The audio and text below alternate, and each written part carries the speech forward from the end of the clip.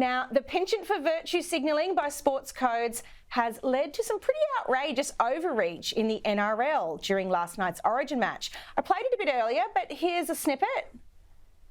I am, and we are, the first voice from the first people of the first day.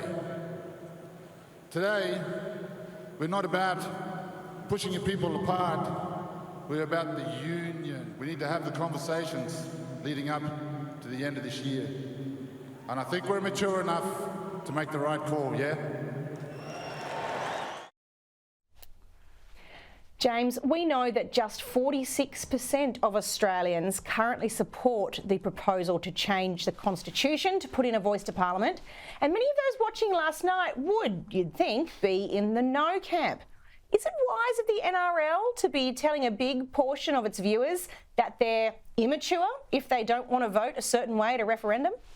Look, I think most Australians are weary of being welcomed to their own country, but we put up with it because we're polite and respectful. But the ceremony last night was neither polite nor respectful to people in the crowd. And a clue as to what was coming, as you showed there, was the speaker referred to himself as the first voice, which was a clever but none too subtle hint that the subject was changing to the referendum. And then, of course, he told everyone to do the right thing. It was entirely inappropriate. He turned a welcome to country, which he'd been invited to give, into a political speech that he had no place to give. And I think stunts like this will turn people who are undecided about the referendum towards the no vote, because no one wants to be lectured at.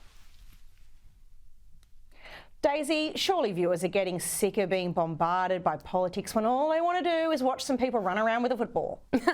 Well, yes, that is exactly the case, isn't it? I mean, surely if you've had a big day at the office, people screaming at you at work or whatever, the last thing you want to do when you turn into a football match is be accosted with the politics of the day, particularly this voice debate, which is getting so old and so tiring. And the Yes camp has got to be careful here, because if they go around with that patronising tone like they've been doing, people will either just switch off or vote yes in order to spite them. Because if there's one thing people just cannot tolerate, it is being patronised. And also saying, oh, we're mature enough to make the right call, that's quite a dangerous thing to say, because what's right and what's not is very often subjective, as it is in this case. It reminds me a little bit of, I think it was Chris Bowen a couple of years ago before the election said, well, if you don't like our policies, then don't vote for us. Surprise, surprise, look what happened in 2019. So really, this is just getting so old and so tired. The Yes campaign is going to have to come up with a better strategy, I think,